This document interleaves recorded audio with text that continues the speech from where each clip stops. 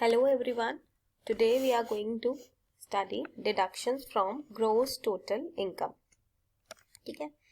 So what the gross total income is? हमने पहले भी पढ़ा है. What is gross total income? Gross total income means aggregate of income computed under each head as per the provisions of the Act after giving effect to the provisions of clubbing of income and set off of losses but before making any deductions under this chapter. मतलब क्या है, मैंने आपको पहले भी बताया हुआ है कि ग्रोस टोटल इनकम क्या है. हमने इससे पहले पढ़ा कि इनकम टैक्स में इनकम जो है उसको हम 5 हेड्स में कैटेगराइज करते हैं. वो हेड्स कौन से हैं? The first head is from salary, दूसरा income from house property, third profit and gains from business and profession, fourth gains, income from capital gains, and the fifth is income from other sources. जब हमने इन 5 head से अपनी income को compute कर लिया उसके बाद हम इन सब का टोटल करते हैं. और जब हम टोटल करते हैं या टोटल करने से पहले जब हमने ईच हेड की इनकम को कंप्यूट किया उस वक्त हमें सेट ऑफ लॉसेस और क्लबिंग ऑफ इनकम के प्रोविजंस को भी ध्यान में रखना है जो हम पहले पढ़ चुके हैं. उन सारे प्रोविजंस को ध्यान में रखते हुए जब हमने 5 हेड्स की इनकम को टोटल कर दिया that is known as gross total income. उसको हमने क्या कहा? Gross total income. ठीक है, मैंने आपको लास्ट लेक्चर में भी बताया था. अब आपको क्या करना होता है कि ग्रोस टोटल इनकम में से आप डिडक्शंस माइनस करते हो. Deductions under section 80C to 80U. ठीक है, जब आप वो माइनस कर देते हो तो आपके पास क्या आ जाती है? Total income. क्लियर है? अब पहली बात, ये डिडक्शंस क्या है? डिडक्शंस बेसिकली एक कंसेशन है गवर्नमेंट की तरफ से जिससे आप अपनी टैक्सेबल इनकम को कम कर सकते हो. और अगर आपकी टैक्सेबल इनकम कम हो जाएगी तो ऑब्वियसली आपकी टैक्स लायबिलिटी भी कम हो जाएगी. ठीक है, अब before we start starting deductions from section 80C to 80U, तो सबसे पहले 80C पढ़ेंगे हम. लेकिन उससे पहले there are general rules for deductions to be made in computing total income. कि कुछ जनरल रूल्स हैं डिडक्शंस के. यानी कि जनरल रूल्स का क्या मतलब है कि वो जो रूल्स हैं that is applicable to all the deductions. आप 80C से 80U पढ़ोगे, 80C के अपने रूल्स हैं, 80D के अपने रूल्स हैं. ठीक है ना? तो लेकिन 80A सेक्शन क्या कहता है? 80A covers all the general rules of deduction. अब वो डिडक्शंस के जनरल रूल्स क्या है? सबसे पहला, deduction can not exceed gross total income.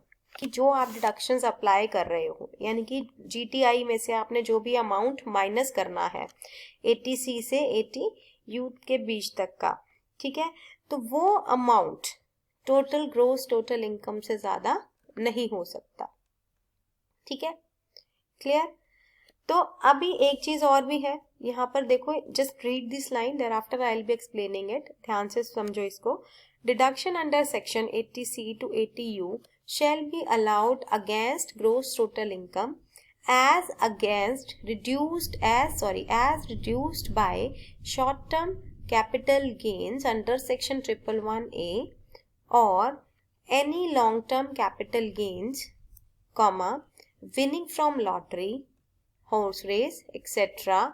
and income referred to in section 115A, 115AB, 115AC, 115AD, 115BBA, 115D.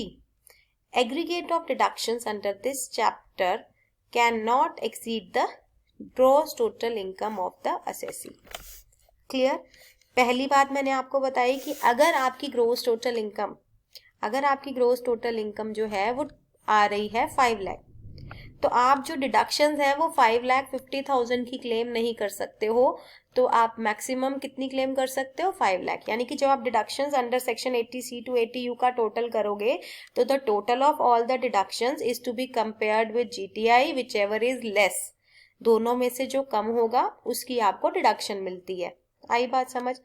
दूसरी बात देखो बच्चों, जो ये लाइन लिखी है उसका मीनिंग समझो. जो GTI मैंने अभी आपको एग्जांपल में बताया कि 5 लाख है, वो 5 lakh sum total of 5 heads नहीं है. वो GTI क्या है, that is eligible for deduction है, यानी कि उस GTI में से आप short term capital gain under section 111A minus करते हो अगर आपको दे रखा है, आप लॉन्ग टर्म कैपिटल गेन अगर कोई दे रखा है कोई तो वो माइनस करते हो। दे रखा है ऐसे मेरा मतलब आपने अगर इस सोर्स से, ये जो सोर्स मेंशन है short term capital gain, long term short term capital gain under section 111A, long term capital gain, winning from lottery, horse race, या फिर ये जो सेक्शंस गिवन है, इन सेक्शन से अगर आपको कोई इनकम है तो पहले आप GTI में से वो इनकम माइनस करते हो। वो इनकम माइनस करने के बाद जो आपके पास अमाउंट आएगा उस अमाउंट को आप टोटल अमाउंट ऑफ डिडक्शन से कंपेयर करोगे, whichever is less is allowed as deduction. आई बात समझ?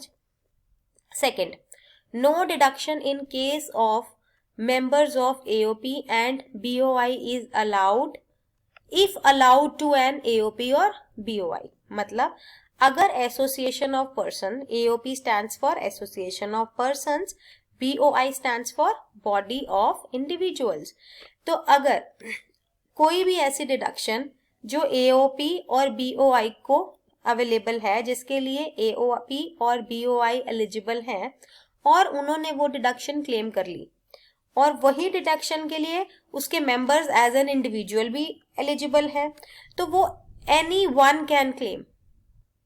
क्लियर? अगर उसकी डिडक्शन को AOP और BOI ने अवेल कर लिया, ठीक है, तो वो डिडक्शन उसके मेंबर्स अवेल नहीं कर सकते। Clear? Third, double deduction not allowed. Double deduction not allowed का मतलब क्या है कि जिस भी डिडक्शन, कई बार ऐसे है कि एक पर्टिकुलर अमाउंट ऑफ डिडक्शन जो है, एक पर्टिकुलर डिडक्शन है वो 2 सेक्शंस में आ रही है, ठीक है, तो आप उनको एक ही जगह क्लेम कर सकते हो, 2 जगह नहीं कर सकते हो। देखो जैसे यहाँ पर क्लियरली लिखा है, see read this line, where in the case of an assessee any amount of profits and gains of an undertaking, the unit or an enterprise or the eligible business is claimed and allowed as deduction under section 10AA or section 80IA to 80 RRB for any assessment year, deduction in respect of and to the extent of such profits and gain shall not be allowed under any other provisions of the act for such assessment year। ठीक है? Moreover, the deduction shall in no case exceed the profit and gain of such undertaking or unit of the enterprise or eligible business as the case may be। समझ में आया? नहीं आया तो एक बहुत सिंपल एग्जाम्पल देती हूँ। आपने इनकम फ्रॉम सैलरी पढ़ा, उसमें एक HRA पढ़ा था, हाउस रेंट अलाउंस। दूसरा, हाउस रेंट अलाउंस किसको मिलता है कि अगर कोई एम्प्लॉय रेंटल प्रेमिसेस में रह रहा है, वो रेंट पे करता है तो उसको HRA मिल रहा है, तो उसको वो वहां पर उसका एक स्पेसिफिक अमाउंट ऑफ डिडक्शन जो होता है एज पर द रूल वो क्लेम कर सकता है। लेकिन अभी जब आप पढ़ोगे तो एक सेक्शन 80G आएगा। 80G यही कहता है कि अगर आप रेंटल प्रेमिसेस में रह रहे हो तो आप रेंट क्लेम कर सकते हो डिडक्शन के तौर पे। अब बात ये आती है, आप HRA भी क्लेम कर लोगे, आप 80G भी कर लोगे, दोनों रेंटल है? नहीं, द आंसर इज नो, आप कोई एक क्लेम कर सकते। अब बात यह आती है कि कोई भी असेसी है जो वो कोई एक क्लेम कर सकता है, तो वो कौन सा एक क्लेम करेगा? ऑब्वियसली वो क्लेम करेगा जिससे उसको टैक्स बेनिफिट होगा, ऐसा क्लेम करेगा जिससे उसकी डिडक्शन ज्यादा हो और उसकी टैक्स लायबिलिटी कम हो। आई बात समझ में? Fourth, deduction has to be claimed by the assessee. Deduction को कौन क्लेम कर रहा है? असेसी क्लेम कर रहा है। यानी कि जब आप अपनी रिटर्न असेसी फाइल करेगा, in his return of income अगर वो क्लेम नहीं करता, वो वहां पर डिडक्शन वर्ड यूज नहीं करता, और वो उसने जो भी पैसे इन्वेस्ट कर दिए, उसने डोनेशन दे दिया, उसने रेंट दे दिया, लेकिन उसने वहां पर उसको क्लेम नहीं किया, तो उसको डिडक्शन नहीं मिलेगी, उसको डिडक्ट, ठीक है। तो no deduction shall be allowed to him until and unless वो उस डिडक्शन को क्लेम नहीं करता। Fifth, return of income to be submitted on or before the specified due date। Due date से पहले अगर आप अपनी return of income assessee file करता है तो ही वो डिडक्शंस को अवेल कर सकता है, अदरवाइज वो डिडक्शंस को अवेल नहीं कर सकता। बिलेटेड रिटर्न के केस में, यानी कि अगर वो ड्यू डेट के बाद अपनी रिटर्न को फाइल करता है तो उस केस में वो डिडक्शंस को अवेल नहीं कर सकता। ठीक है। Sixth, investment payment for claiming deduction to be made during the previous year up to 31st March। तो आपने जो भी डिडक्शन क्लेम करनी है उस डिडक्शन के लिए जो आपको इन्वेस्टमेंट करनी पड़ेगी, जो आपको पैसे इन्वेस्ट करने पड़ेंगे, वो कब करने होते हैं? प्रीवियस ईयर में करने होते हैं। ऑब्वियसली आप प्रीवियस ईयर की इनकम के ऊपर टैक्स पे करते हो असेसमेंट ईयर में, तो आपको डिडक्शन भी कब क्लेम करनी है? प्रीवियस ईयर में करनी है। उसके लिए इन्वेस्टमेंट भी कब करोगे? प्रीवियस ईयर में करोगे। ठीक है, प्रीवियस ईयर, कोई भी ईयर जो है, प्रीवियस ईयर क्या है? एक फाइनेंशियल ईयर है जो स्टार्ट कब से हो रहा है? 1 अप्रैल से हो रहा है। क्लोज कब हो रहा है? 31 मार्च को हो रहा है। तो 31 मार्च को आपको, तब तक आपको इन्वेस्टमेंट करनी होगी। दूसरी बात, अब ये जो कोविड-19 का आउटब्रेक है उसकी वजह से जो ड्यू डेट है वो चेंज हो रही है। ठीक है ना, अब पिछले साल गवर्नमेंट ने बहुत सारी ड्यू डेट्स कर करके लास्ट में, मेरे को दिसंबर थी लास्ट और जनवरी तक, I don't remember the exact date अभी, तो लास्ट ऑफ दिसंबर था शायद, तो तब तक गवर्नमेंट उसको एक्सटेंड करती गई। नॉर्मली जुलाई होती है, 31 जुलाई तक होता है। ठीक है, तो वो ड्यू डेट नॉर्मली 31 जुलाई है, लेकिन अगर गवर्नमेंट ने ड्यू टू कोविड उसको एक्सटेंड करते गई तो वो आप स्पेसिफाइड ड्यू डेट वहां तक आप मान सकते हो। क्लियर?